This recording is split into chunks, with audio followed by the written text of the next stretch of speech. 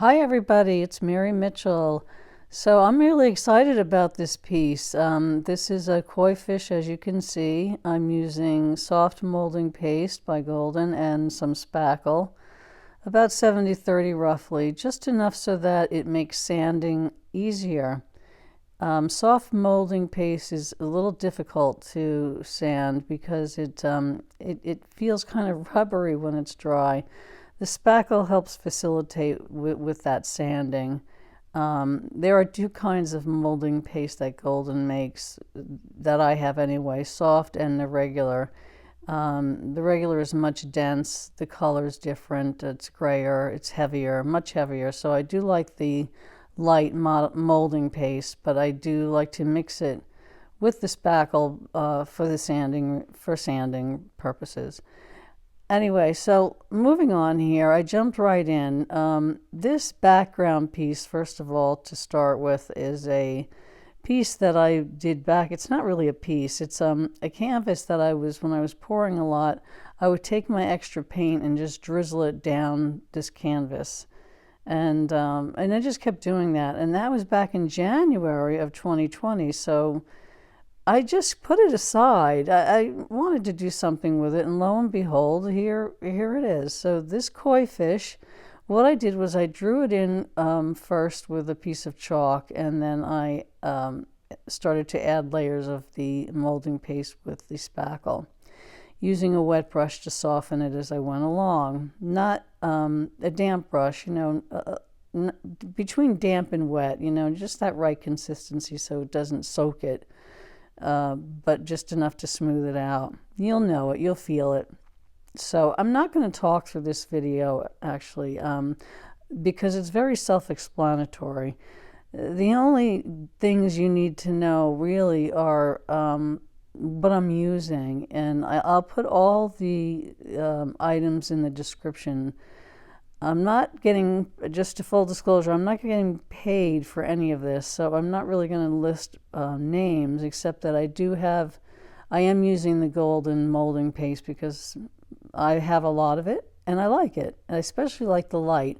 But sometimes I will mix the regular, which is, as I said, denser and darker, or just a little bit more grayish, with the light, so I get that consistency. It depends on what you're going for. So as I was doing, just one thing I want to mention as well is while I was doing this, shaping this fish, and I'm going along here, I'm thinking, what am I going to do with that background? It's an interesting background. It's certainly, colorful, but I don't like it for this. So what am I going to do with it? I tried a few things and I think I kind of ruined it. But even not ruined it. I didn't ruin the canvas at all, actually, but I took away a lot of the vibrancy. And I can probably put it back, but I don't want to because I want all the focus to be on the fish. So as I lay down, there's about 3 thin layers here before I start to take my various palette knives and silicone brushes and carve in not carve in, but yeah, I guess so, put in the detail. There's about three layers. Some are thicker than others. So here we start with this. And now one thing I want to mention about adding the detail, you see me go through various palette knives because I'm trying to figure out, based on what I have in my mind and what I've painted koi fish before. I've seen a lot of pictures of them. They're just beautiful. I love painting them and doing things with this fish. It's so pretty, so colorful, so many possibilities. So I'm using these various knives, and I'm thinking, okay, which direction do I go in? How big do I make them? Now, don't stress out about this too much because, one thing you have to remember, and I'm going to pass this along because I heard it from another artist. I've read this and heard it, and, this is not from me, but I learned from it, is that I'm not turning this in for a grade. I don't even know if I'm going to try to sell this. A lot of my stuff, I've only sold a few pieces, so I'm not really doing it for that. I'm doing it because I love to make art. A lot of the pieces I give away, or I've donated pieces, and I've given them to family members. But anyway, I digress. So the point is, enjoy the process. Don't stress out about, oh, what if somebody doesn't like it? There's always going to be somebody that doesn't like it, and there's going to be somebody that's, just wowed by it. But the most important thing is, how do you feel about it? How do you feel about it? And the one thing also is that there's no wrong way. Art is art.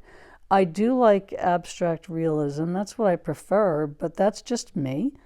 And so as I'm working on these scales, I'm thinking to myself, what direction do I go in? What palette knife do I use? How big do I make them?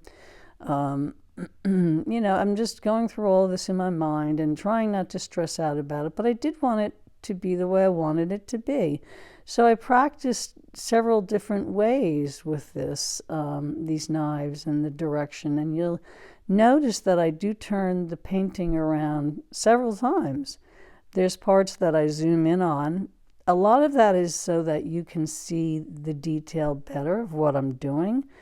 And also, and this is kind of funny, is my hair got in the way of some of these recordings because I was getting down close. And I had to either crop them out or delete them altogether. So I just made sure that, I left the most important parts in there. And if you do see me zoom in, it's because I didn't want to leave that part out. So I do apologize for that. And but it all worked out. So as I go, excuse me, I have a cold and I'm kind of suffering a little bit, but this is suffering through art is easy. So you finally, I get my groove. I'm thinking, okay, I think I got this, and you will too. Just trust yourself, trust your instinct. Don't worry about anything but what you're doing. Don't worry about anything but how you're feeling, and feel the medium underneath your fingers or your palette knife or your brush, and enjoy it. And that's what I learned to do with this piece especially. And I really, really like this medium. I love it. I love molding paste. There's so much you can do with it, and there's pieces out there, the artists that do these pieces entirely of molding paste, and they do the sort of the outline, and they take their brush, they wet their brush, and they do more detail, they smooth it out, just like I have these big pieces, and they are absolutely, just mind-blowingly beautiful, and I want to get to one of those soon. But for now, I wanted to finish this, and as I'm doing this, I'm thinking, just lastly, as I'm doing this, I'm thinking, well, not lastly, there's one other thing. I'm thinking, what am I going to do with that background? And then all of a sudden, as I'm recording, editing this video, it occurred to me, okay, now I am really excited for part 2. Which I will begin to start today, because I need this to be dry, which it is. I try to wait, in between coats, I try to wait 24 hours so that the paste dries. And then with the final coat, I'll wait like a few days before I do anything on top of it to make sure it's really dry. And you can tell if you touch it, if it feels cool or cold, it's not quite dry. So, just, put a little note there on your, also, don't take everything I say as gospel. This is my experience. Everything I'm doing, everything I'm saying for me is true. There are so many videos on how to, on techniques and how to do this, how to use this medium, what you can put with it. There's just so much information out there. It's crazy not to do some research and see what else you can do to make it more fun and easier for yourself, and to get ideas. And that's all I'm going to say, except that at the very end, I want to tell you that one of the things I did is, and I think that this is where I was going with artists doing entire pieces, is They put the textured paste in sort of an icing bag, like a plastic baggie. I took a sandwich baggie, I only needed a little bit, and I put the paste in there, and then I cut a very small hole in the corner, and I drew, quote, drew, or squeezed a line down I guess that's the dorsal fin on the top that goes into the tail. And I did that down it's not quite the middle because of the angle of the fish, but I did that down the center of the fish. And then I also did that for the mouth to raise it up a little bit. And then I used a soft, damp brush to smooth it out and soften it out, and push some of it down onto the painting because it was a little bit too raised. So I also sanded down parts that I wanted to not pop up as high as the rest of the painting or piece or paste that got on parts of the canvas I didn't want, because what I'm going to do next is I don't want anything under there like that. Okay, so let's move. I am going to let you go. I'm going to let you watch this at your leisure. Take what you need, leave the rest. Have a great day. Thank you for watching, and I'll put anything in the description that I may have left out. Take care, everybody. Thank you for watching. I appreciate it, and your comments mean a lot to me. So please feel free to leave me any comment about your experiences and what you've done, maybe some hacks you've tried. Okay? Talk to you later. Bye-bye.